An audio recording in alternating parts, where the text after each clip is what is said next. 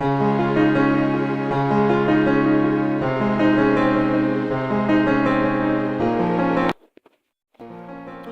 gihe isi yose ihangayikishijwe n'ingaruka z'intambara iri kubera mu burasirazuba bwo hagati, inkuru nshya ishobora gutungura benshi ni uko ibiciro by'udukingirizo bigiye kuzamuka ku rwego rutigeze rubaho. Uruganda rukomeye ku isi mu gukora udukingirizo Carex rwo muri Malaysia rwatangaje ko rugiye kuzamura ibiciro ku kigero cya 30%, ibintu bishobora kugira ingaruka zikomeye ku buzima bw'imyororokere ku isi yose. None se ni iki kiri inyuma y'iki cyemezo mu by'ukuri? Umuyobozi mukuru wa Carex, Gor Miyakiat, yavuze ko ikibazo cyatangiye kugaragara nyuma y'intambara ihuza Amerika na Iran yatangiye mu mpera za Gashyantare uyu mwaka.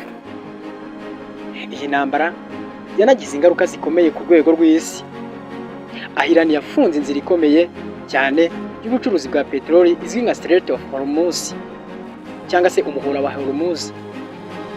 Iyi nzira inyuramo hafi ya 20% bya peteroli ikoreshwa ku isi yose. Ibi byatumye ibiciro bya peteroli bizamuka cyane, bikurikirwa n'ibindi bikoresho byinshi bishingiye kuri peteroli. None ubundi bihuriye he?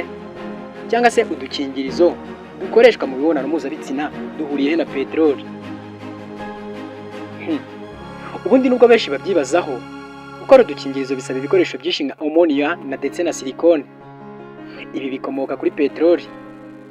Iyo peteroli ibaye nkeya cyangwa igahenda, n'ibindi byose byikomokaho bihita bizamuka ako kanya. Niyo mpamvu Carex ivuga ko kubona ibikoresho by'ibanze byabaye ikibazo gikomeye, bigatuma ihitamo kongera ibiciro. None abakoresha udukingirizo nabo biraza kubagiraho izihe ngaruka? Ubu ikintu gitangaje kurushaho nuko muri ibi bihe by'intambara abakenera udukingirizo biyongereye ku kigero cya 30%.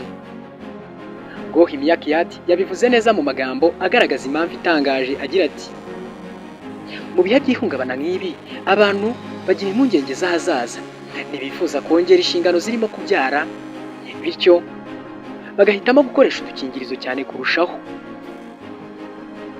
Aya magambo yavuze agaragaza ko intambara ishobora kugira ingaruka ku buzima bw'abantu mu buryo butatekerezwaga. None se ubundi iyo ntambara yatangiye? Ubundi iyi ntambara yatangiye ku itariki 28 z'ukwezi kwa kabiri umwaka wa 2026, nyuma y'uko ibitero bikomeye byagabwe na Amerika muri Iran byahitanye abayobozi bakomeye barimo nka Ayatollah Ali Khamenei. Kuva icyo gihe ibintu byahise bihinduka, ubucuruzi burahungabana, ibiciro birazamuka, ndetse n'ubuzima bwa buri munsi buhinduka ku rwego rw'isi. None ni izihe ngaruka bigire ku buzima bwacu bwa buri munsi? Ubundi si udukingirizo gusa byagizeho ingaruka, n'amatike y'indege yazamutseho 24%. Ibintu byerekana ko isi iri kugenda ihinduka kubera iyi ntambara. Iyi nkuru rero iragaragaza neza ko intambara atari ikibazo cy'ibihugu birebwa nayo gusa, ahubwo igira ingaruka ku bantu bose, kuva ku biribwa, ingendo, kugeza ku buzima bw'imyororokere.